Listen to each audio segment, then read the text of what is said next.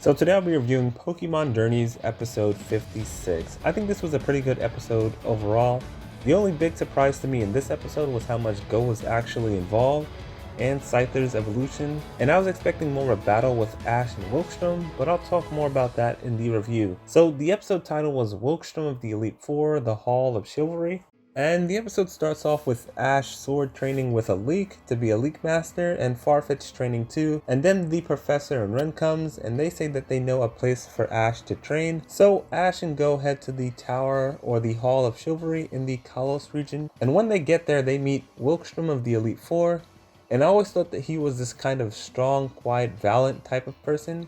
But he was actually a very passionate and intense person at the same time, which was unexpected but cool to see. And he says that chivalry is the path of the truly strong, and that in order to convey that to trainers and Pokemon around the world, he established the Hall of Chivalry. And I really enjoyed them giving some characterization to Wilkstrom, since we never saw him before this in the anime, only briefly in one of the movies. And he's literally only at the Pokemon League in the Battle Chateau in X and Y. So this was a nice introduction to Wilkstrom and his character in the anime. So after his introduction, Ash and Go give their introduction, and Wilkstrom instantly takes note of Farfetch'd and says that he shall be a worthy student. And then Ash and Go put on armor for their training and find out that they have to complete 3 tasks in order to get to the roof. And if they do that, they'll be bestowed Knight medals to honor their titles as Knight. So the first task that they have to do is run around the castle 10 times. And they were kind of slowed down but Pro will pass, but they still managed to push through and complete that first task easily.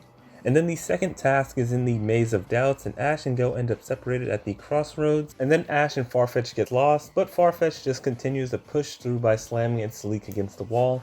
And Wilkstrom says that although it has rare gifts in fighting spirit and power and talent, it can't hope to achieve true strength. But later on we see that Ash actually is somewhat in sync with Farfetch'd when he jumps into a hole to save him with no hesitation, and then saved Farfetch'd's Leek by jumping into the well after that. And that was something that somewhat surprised Farfetch'd, but to me the only thing surprising about that scene was that Farfetch'd was flying. That aside, one thing I like about this scene is that you can tell Farfetch'd is starting to trust Ash more and more, which is something even Wilkstrom noted. So after that, Ash and Go reach the goal and pass the second task, so all that's left to do now is pass the final task, and to do that they have to open the door behind Wilkstrom, and to do that they need the key from Klefki. So Ash and Go end up sword fighting Wilkstrom, while Farfetch'd and Scyther end up battling Aegislash, but since that isn't working, Ash tells Go to focus on getting the key while he fights Wilkstrom, and Farfetch'd battles Aegislash. So while Go does that, Ash and Farfetch'd struggle against Wilkstrom and Aegislash, and as they're both fighting, Ash gets pushed to the brink of losing,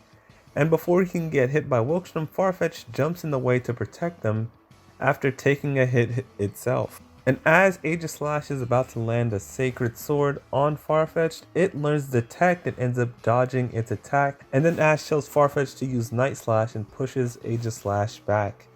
And that was definitely the hypest and my favorite moment of the entire episode. But before Ash can finish it off, Ash tells Farfetch'd to stop since Go already has the key, and I honestly want to see what would have happened if Ash kept going. Like, would Farfetch'd have evolved after meeting the requirements for its evolution? And could Ash have actually beat Wilkstrom of the Elite Four? So afterwards, Wilkstrom congratulates them and gives them the Knight medals, and asks Go if he wants to evolve his Scyther, so he does, and Wilkstrom ends up helping Go Scyther evolve into Scizor. So now Go has Scizor, and that pretty much ends the episode. This was another good training episode. I like how they were able to incorporate Go into this episode without having him take up too much of the spotlight. I also think this training was good for Ash and Farfetch'd, who trust each other a little bit more now, and I also like how they didn't force the evolution in this episode, even though it could have happened. I think they're probably going to save that evolution for the rematch with Rito, but I guess we'll have to wait and see. One thing I did want to happen but didn't happen was a proper battle with Ash versus Wilkstrom, which we didn't really get till the end of the episode, and Ash really didn't even finish off Aegislash, which would have been cool to see, so we don't even have a clear victor in this battle. It makes me really hope we see a real battle between Ash and Wilkstrom later on, but we don't even know if he's in the World Championships or if we'll ever see him again.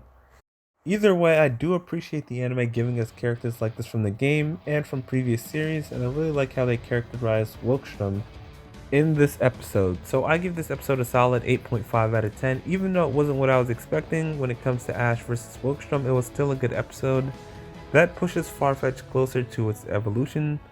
So let me know what you thought of this episode in the comment section below. Thanks for watching, and bye.